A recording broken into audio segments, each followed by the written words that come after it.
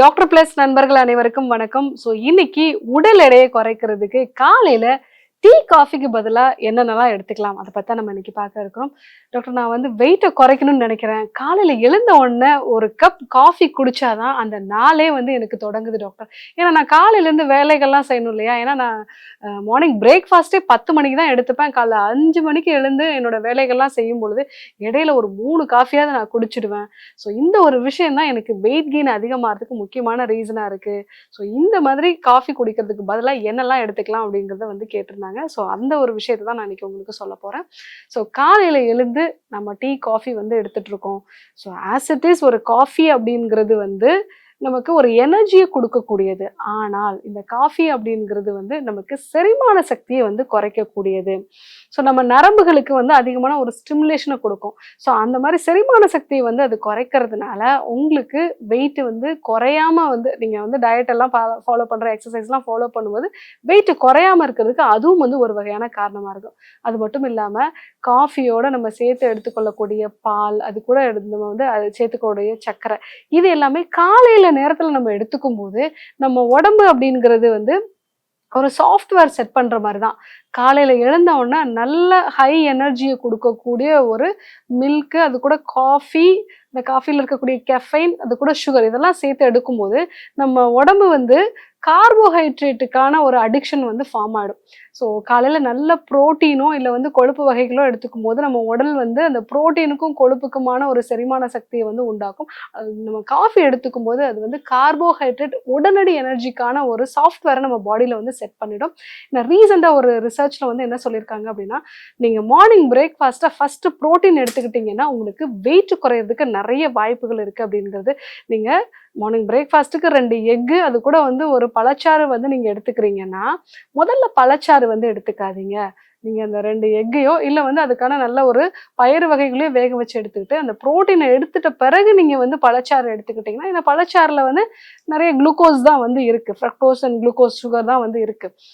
நீங்க இந்த ஆர்டர மாத்தி எடுத்துக்கிட்டா கூட உங்களுக்கு வெயிட் குறையும் அப்படிங்கிறத வந்து சொல்லியிருக்காங்க. அதனால தான் நீங்க மார்னிங் எழுந்த உடனே காஃபி குடிக்கிறீங்கன்னா, அன்னைக்கு நாள் முழுவதுமாவே அப்பப்பலாம் டயர்ட் ஆகும்போதெல்லாம் ஏதாவது ஒரு காஃபி குடிக்கணும். இல்ல ஏதாவது வந்து நல்ல ஒரு கார்போஹைட்ரேட் இருக்கக்கூடிய ஒரு விஷயத்த வந்து எடுத்துக்கணும். ஸ்வீட் எடுத்துக்கணும். இந்த மாதிரியான ஒரு உணர்வு வரதுக்கான ரீசனே அதுதான் தான். அதனால தான் காலையில நேரத்துல நீங்க காஃபி, டீ வந்து எடுத்துக்கிறத வந்து அவாய்ட் பண்றது நல்லது. அதுக்கு பதிலா என்ன எடுத்துக்கலாம் டாக்டர் அப்படின்னா, நீங்க நல்லா வெதுவெதுப்பான வெந்நீர்ல ஒரு 1/4 டீஸ்பூன் அளவுக்கு மஞ்சள், 1 டீஸ்பூன் அளவுக்கு நெய், இத வந்து நீங்க சேர்த்துட்டு நல்லா மிக்ஸ் பண்ணிட்டு எடுத்துக்கலாம். இது வந்து டர்மரிக் கீ டீ அப்படின்னு நம்ம சொல்லுவோம். நெறைய வெயிட் கெயின் ஆறதுக்கு நம்ம பாடியில இன்ஃப்ளமேஷனும் ஒரு காரணம்.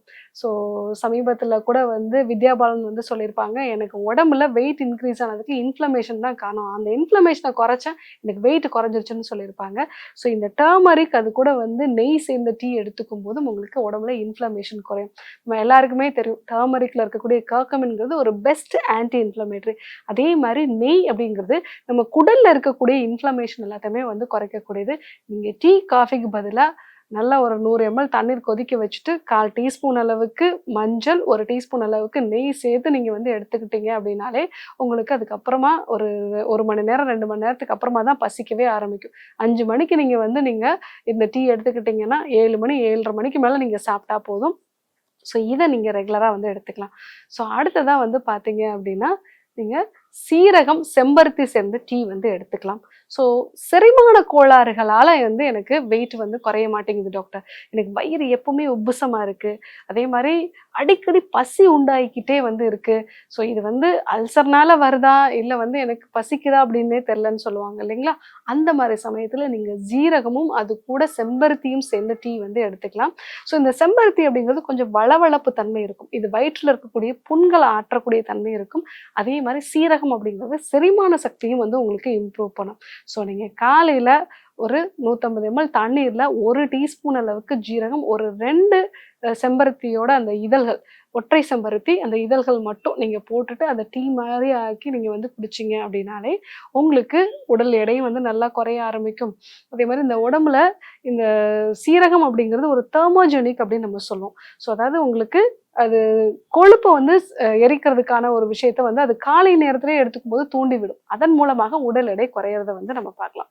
ஸோ இது மட்டும் இல்லாம எனக்கு பிசிஓடி இருக்கு டாக்டர், தைராய்டு மாதிரியான பிரச்சனை இருக்கு, இன்னும் ஹார்மோன் சம்பந்தமான பிரச்சனை இருக்கு, இது கூட உடல் எடை அதிகமா இருக்குன்னு சொல்றவங்க சிசிஎஃப்டி அப்படின்னு நம்ம சொல்லுவோம். அதாவது சீரகம், அது கூட வந்து கொத்தமல்லி விதைகள், சோம்பு, இது 3ம் சேர்ந்த டீ.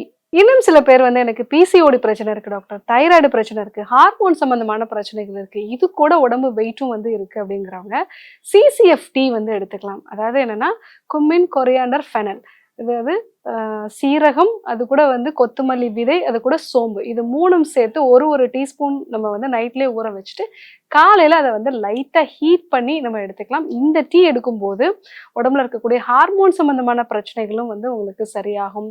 முக்கியமா இந்த பிசிஓடியில பீரியட்ஸ் வந்து சரியா வரல, அந்த மாதிரியான விஷயங்களும் வந்து உங்களுக்கு சரியாகும். தைராய்டுல அந்த கொத்தமல்லி விதை எடுத்துக்கிறதுனால தைராய்டும் வந்து உங்களுக்கு பெட்டர் ஆகும். ஸோ இந்த டீயை வந்து காலையில நீங்க வெறும் வயிற்றுல எடுத்துக்கிட்டீங்க அப்படின்னாலே உங்களுக்கு உடல் எடை நல்லா வந்து குறையறத பார்க்கலாம். ஸோ இந்த வகையான டீயோட நீங்க ரெகுலரா ஒரு 21 முறை சூரிய நமஸ்கார பயிற்சிகள், அது கூட பிராணாயாம பயிற்சிகள், இந்த விஷயங்களை நீங்க வந்து ஃபாலோ பண்ணீங்கனாலே உங்க உடம்பு வெயிட் நல்லா குறையறத வந்து பார்க்கலாம். ஸோ டீ, காஃபி அப்படிங்கிறது வந்து வெயிட்டை இன்க்ரீஸ் பண்றதுக்கும் செரிமான கோளாறுகளை வந்து உண்டாக்குறதுக்கும், ஒருவேளை ஈவினிங்ல எடுத்துக்கிட்டிங்கன்னா சரியான இரவு தூக்கம் இல்லாததுனாலே உடம்பு வெயிட்டை இன்க்ரீஸ் பண்ணலாம். இல்லை நீங்க டயட் எக்ஸசைஸ் இருக்கும்போது உடம்பு வெயிட் குறையறதுலையும் இது தடுக்கலாம். ஸோ நீங்க டீ, காஃபியை வந்து அவாய்ட் பண்ணிட்டு அதுக்கு பதிலா நீங்க சீரகம், அது கூட செம்பருத்தி பூ சேர்ந்த அந்த டீ வந்து எடுத்துக்கலாம். டர்மரிக் கீ டீ வந்து எடுத்துக்கலாம். சிசிஎஃப்டி, இந்த 3 டீ வந்து நீங்க எடுத்துக்கிட்டீங்க அப்படின்னாலே உங்களுக்கு உடம்பு வெயிட் நல்லா குறையிறத கண்கூடா வந்து பார்க்கலாம். ஸோ கண்டிப்பா ஃபாலோ பண்ணி பாருங்க. யாருக்கெல்லாம் உடம்பு வெயிட் குறைக்கணும்னு நினைக்கிறாங்களோ அவங்களுக்கும் இந்த விஷயத்த வந்து சொல்லுங்க.